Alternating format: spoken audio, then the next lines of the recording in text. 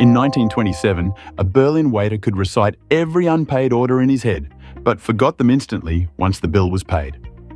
That strange memory trick has a name, and it explains why your half-finished email is still bothering you right now. So why do unfinished tasks hijack our attention, while finished ones vanish from memory almost immediately afterward? The answer starts with a psychologist named Bluma Zeigarnik, who noticed that waiter and built an entire theory around him. Zeigarnik ran experiments where people solved puzzles, but she interrupted some of them right before they finished. Later, she asked everyone to recall the tasks from memory, and the interrupted group remembered nearly twice as much. Completed tasks faded fast, but unfinished ones stayed vivid, sharp, and oddly persistent in people's minds. This became known as the Zeigarnik effect, and it turns out it runs your daily life more than you realize. Think about the last time a text message sat unanswered, and how often your mind drifted back to it. That pull isn't willpower failing you. It's a specific mechanism built into how memory stores information. Your brain treats an open task like an open browser tab, quietly running in the background, draining attention. Psychologists call this cognitive load, and every unresolved task adds a little more weight to that load. Here's the strange part. The task doesn't need to be important, it just needs to feel incomplete. A half-read book, a half-built shelf, a half-sent apology. They all occupy the same mental shelf space. Working memory has limited slots, somewhere around 4 to 7 items, according to classic research from the 1950s. Unfinished tasks are stubborn tenants in those slots, refusing to leave until the job is actually done.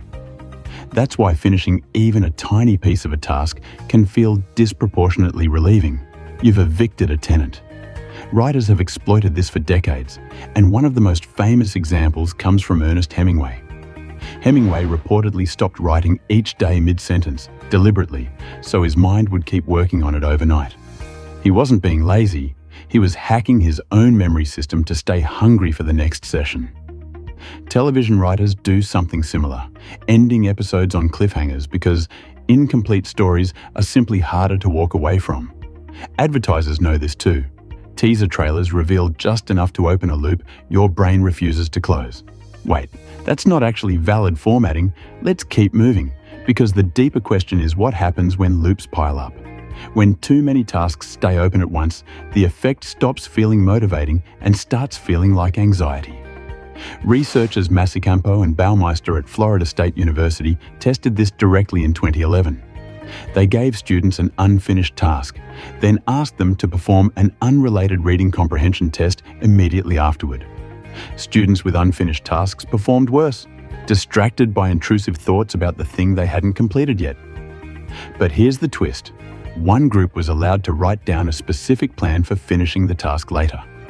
That simple act of writing a plan closed the mental loop, and their test scores matched the students with no unfinished task at all.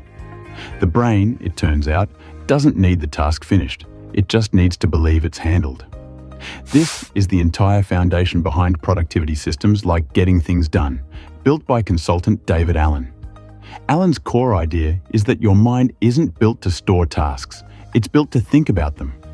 Once a task is written somewhere trustworthy, a notebook, a calendar, an app, the brain stops guarding it.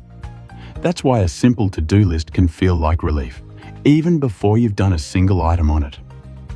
Psychologists sometimes describe this as offloading cognition, moving the burden from your head into the world around you.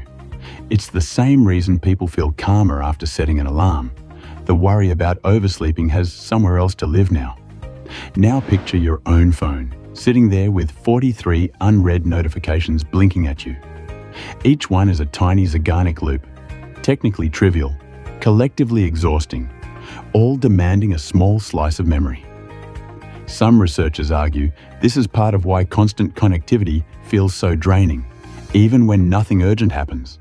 It's not the content of the notification that tires you, it's the sheer number of open loops stacking up. Procrastination itself gets stranger once you view it through this lens, because delaying a task doesn't erase the loop. It just keeps the loop open longer, which means the nagging thought sticks around even while you're avoiding it. That's the cruel irony. Avoiding the task doesn't quiet your mind, It often makes the background noise louder. Some studies on rumination suggest unfinished personal goals show up more often in intrusive thoughts than finished ones ever do. This might explain why an old, unresolved argument can resurface in your mind years after it happened. The conversation never got a real ending, so some part of your memory is technically still waiting for one. Grief researchers have even studied unfinished business in relationships, finding that ambiguous loss is harder to process than clear loss. A clean goodbye closes a loop. An ambiguous one leaves it open indefinitely, quietly consuming attention for years. So closure isn't just an emotional nicety, it appears to be a genuine cognitive requirement for moving on.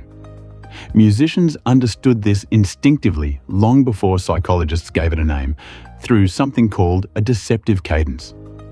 A deceptive cadence sets up an ending, then swerves away from it, leaving the listener's ear hanging, unresolved, waiting. That tension is uncomfortable on purpose. Composers use it because unresolved sound pulls attention exactly like unresolved thought. Video games use the same trick constantly. A health bar at 99% feels more urgent than one at 0. Game designers call it the almost effect. Near completion creates a stronger pull than either finishing or not starting at all. This is measurable too. Slot machines' near misses activate reward circuits in the brain almost as strongly as actual wins. Your brain, in other words, treats almost done and not done as nearly identical. Both demand continued attention. So what actually turns off the Zeigarnik effect, besides simply finishing the task itself, is planning specificity. Vague intentions like, "I'll deal with it later," don't work. The brain needs a concrete when and where. Masicampo and Baumeister's later work found that specific plans reduced intrusive thoughts almost as well as actually completing the task. That's oddly good news. It means you don't have to finish everything today to quiet your mind tonight. You just need a real plan, a real time, and somewhere trustworthy to store it besides your own head. Try this tonight.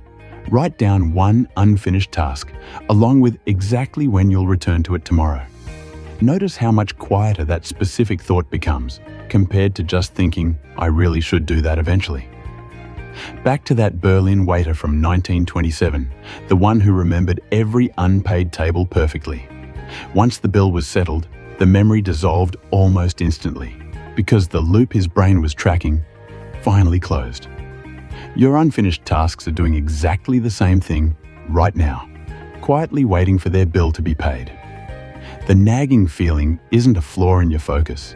It's a very old, very efficient filing system doing its job. It just needs one thing from you to finally let go: a clear plan or a finished task, whichever comes first.